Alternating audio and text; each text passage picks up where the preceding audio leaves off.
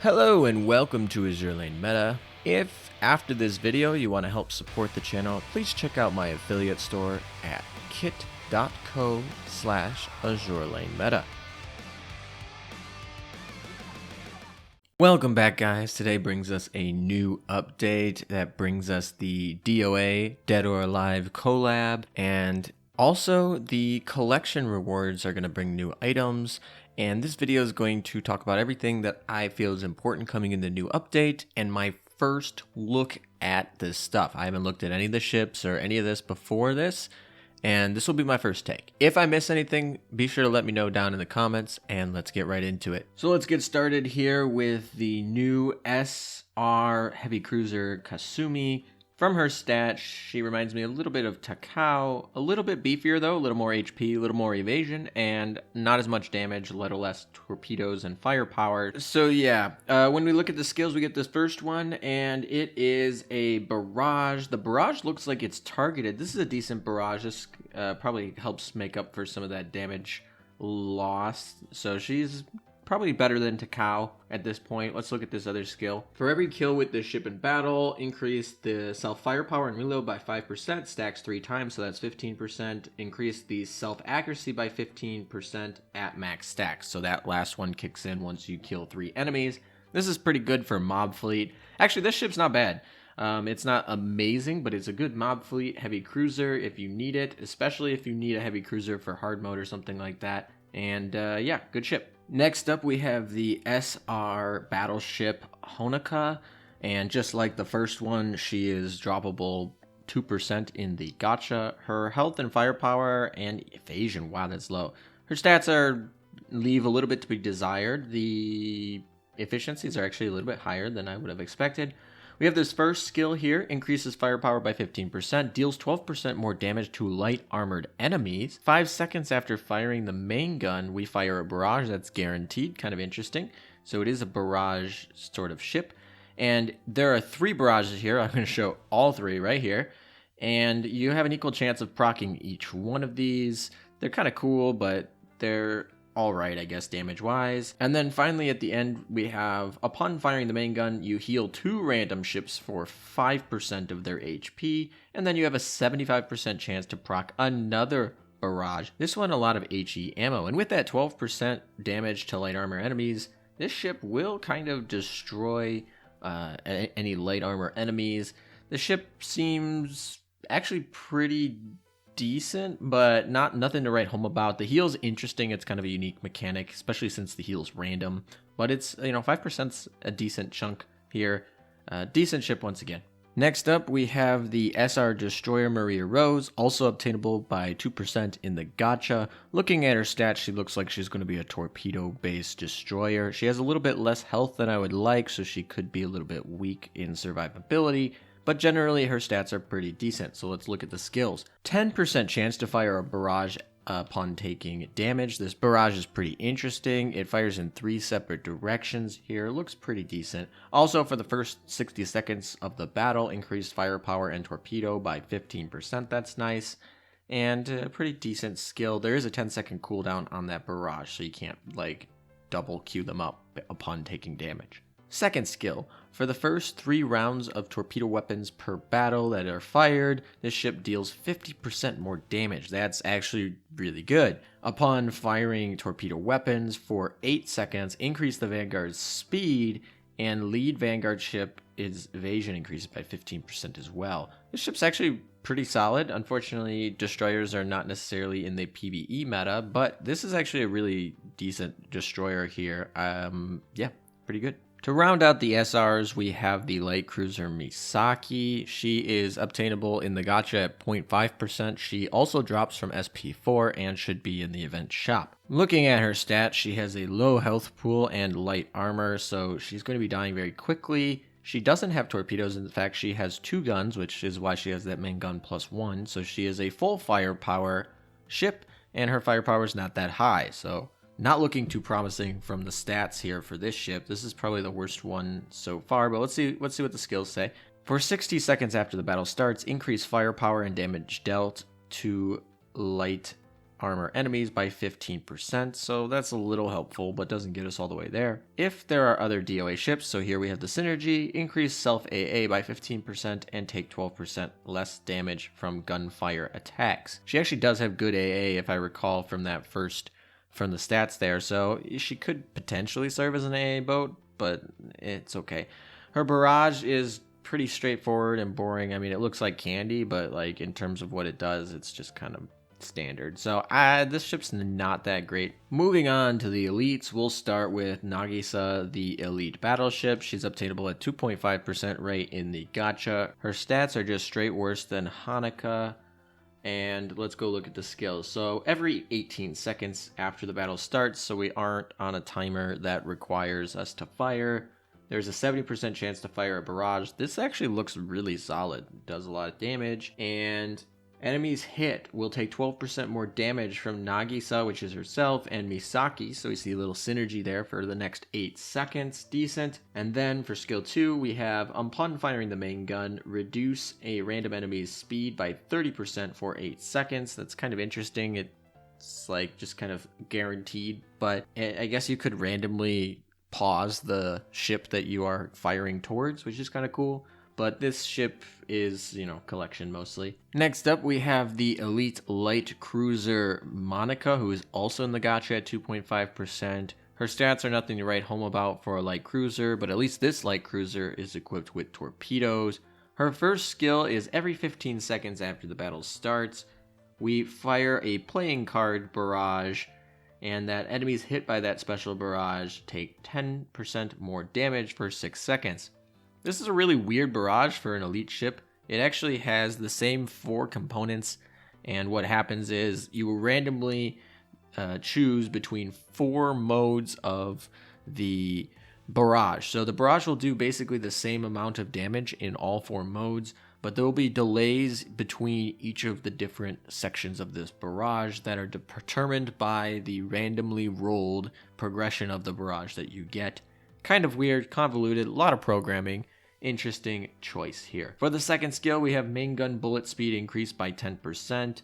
That actually is kind of helpful for PvE.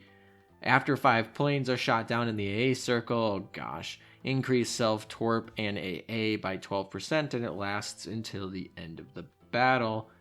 This ship, once again, is probably collection only, but it'd be kind of interesting to play around with that barrage. And to round out the last of the DOA collabs, we have the aircraft carrier Nyotengu. She's an elite. You can get her from the progression rewards from the event.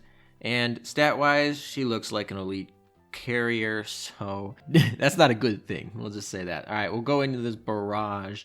5 seconds after the airstrike readies, not necessarily fires, you fire a barrage. It has a 1,000-pound bomb and 2 100-pound bombs. That's actually really nice. If you look here, it does deal a decent amount of damage. It does scale 80% of aviation. For skill 2, we deal 10% more damage to battleships, which is pretty nice, and 70% chance on airstrike to reduce a random Vanguard ship damage taken by 12% for 8 seconds. The fact that this has to wait for you to have the airstrike ready and only has a 70% chance proc rate to only give 12% damage reduction for only 8 seconds? This ship's not good. None of the elites are very good. So what is my take on the event? None of the elite ships are worth really anything other than collection. And then we look at Misaki's, not that great, but the 3 ships I think are nice are Kasumi, Honoka, and Maria Rose. Kasumi has a nice function for trying to mob fleet. And yeah, it's also kind of weird. We have Kasumi is a heavy cruiser that has the torpedoes, and then we have Misaki, which is a light cruiser that is got the main gun +1. So that's really kind of odd. Like, why did they switch classes? I don't know, whatever. Honoka is actually pretty solid. I mean, it's going to be really hard for her to take slots from all the power crept battleships that we've been getting lately, but she's actually a solid battleship. You could definitely use her if you're a new player. And Maria Rose is actually a really solid destroyer. Just, destroyer class is not necessarily where a lot of people want to invest right now, just because it's not great for PvE in most content right now. So next up, we have the equipments. I've kind of gotten a sneak peek of these, so this isn't my first take on the equipment, but These are what I'm super excited about. 4 of these are going to be coming from collections, and 2 of them are from the collab. The first one is basically, when it's equipped to the flagship, increase both sides CV's damage by 10% and decrease both sides battleship damage by 10%, and you can only have one PvP effect equipment at a time. So this is kind of interesting. It's a PvP only equipment. That's what we see a lot with these new collection rewards, which is super exciting. Thank you, devs over at Manju. Super happy that we got remembered for collection rewards and that we got remembered for the PvP equipment. This reminds me that we also get a lot of gems in the collection rewards, and on top of that we get this new, as part of the event, this commission gems. It looks like you can do this once per day, and that's pretty neat, I guess. So free gems, I guess. This one has 100 aviation and 60 HP. This is a really good item, and like for people that are trying to use like double or triple carriers in PvP, this actually is pretty relevant. This equipment almost like kind of kills that triple battleship idea that was just floating around PvP for a long time, because if you do triple battleships, this will literally decrease your damage by 10%, and then they will get to just completely hone you. I don't think it'll be like a complete overhaul, but I think what it will do is force people to use carriers. Unfortunately, we had Shinano and Hiru that have been around for a little bit here, and that's probably what people are using anyway, so it just kind of solidifies their spot in the meta. Next up, we have this Manju thing. When equipped to a USS ship, evade all attacks for 8 seconds upon taking lethal damage, and then it will sink afterward. It's got 20 anti-air and 500 health. This is a really cool item, and it's kind of a nice little attempt to get the USS something. Unfortunately, and I can't tell right now, but it looks like you could equip this on Juno. And if you can, that's the only ship that will ever see use for this. Like, you're going to put Juno in front. You're going to put this on her. She's going to eat up all of that torp memes. She's going to go invincible for 8 seconds. And then while the rest of your team soaks up a little bit of damage, she's going to kill herself in 8 seconds, and you're going to get that heal. Very good equip for your Juno if you can equip it. Next up, in PvP only, another PvP only equipment.